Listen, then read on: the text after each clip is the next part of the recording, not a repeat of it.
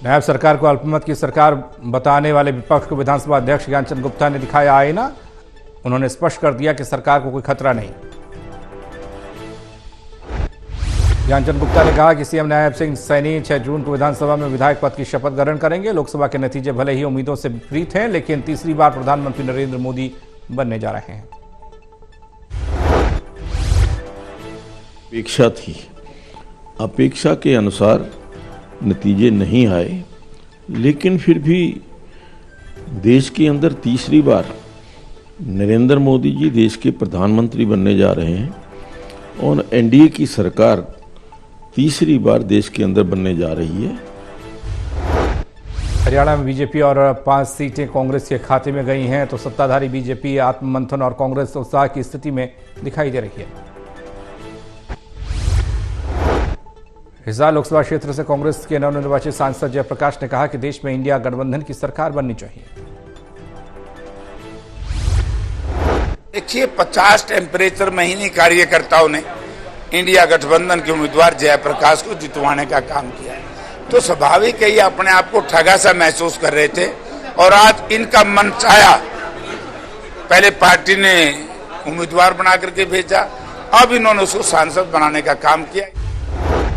लोकसभा चुनाव के नतीजे आने के बाद करुणा गुर्जर ने अपनी प्रतिक्रिया देते हुए कहा कि हरियाणा में बीजेपी का प्रदर्शन बहुत अच्छा रहा। बीजेपी ने मजबूती के साथ चुनाव लड़ा। की उपलब्धि है कि हमने जनता का विश्वास कायम किया। हरियाणा में इस प्रकार की एक धारणा बन गई थी हर आदमी की कि सरकार जिसकी भी है संसाधनों पे उसका राइट है। अगर कांग्रेस की है तो फिर कांग्रेस का है, और अगर लोकदल की है तो लोकदल का है।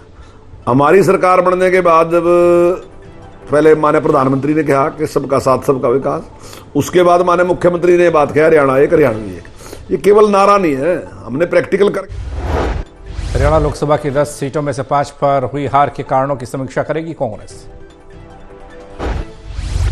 कांग्रेस लीगल सेल के अध्यक्ष केसी भाटिया ने बताया कि चुनाव में अगर किसी भी पार्टी के विरुद्ध की गई गतिविधि की कोई शिकायत आई तो पार्टी उसके खिलाफ कार्रवाई करेगी।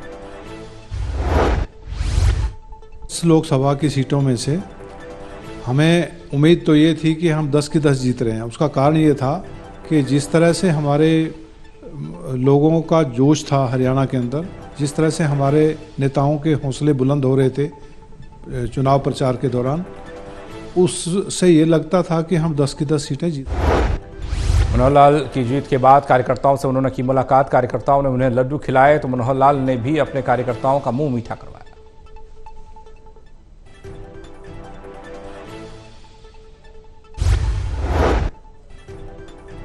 मनोहर लाल ने कहा कि निश्चित सरकार बनेगी। जब उनसे पूछा गया कि नीतीश कुमार चंद्रबाबू नायडू का डर तो नहीं, तो उन्होंने हंसकर जवाब देते हुए कहा कि परसों बात करेंगे।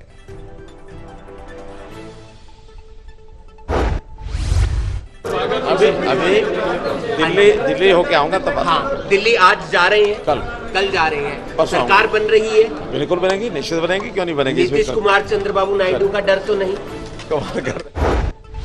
कांग्रेस उम्मीदवार सतपाल ब्रह्मचारी ने चुनाव में बड़े मुकाबले में जीत हासिल करने के बाद सोनीपत लोकसभा की जनता का जताया आभार। सतपाल ब्रह्मचारी ने कहा कि किसान मजदूर युवा वर्ग की जीत है, अब वह जनता के लिए काम करेंगे।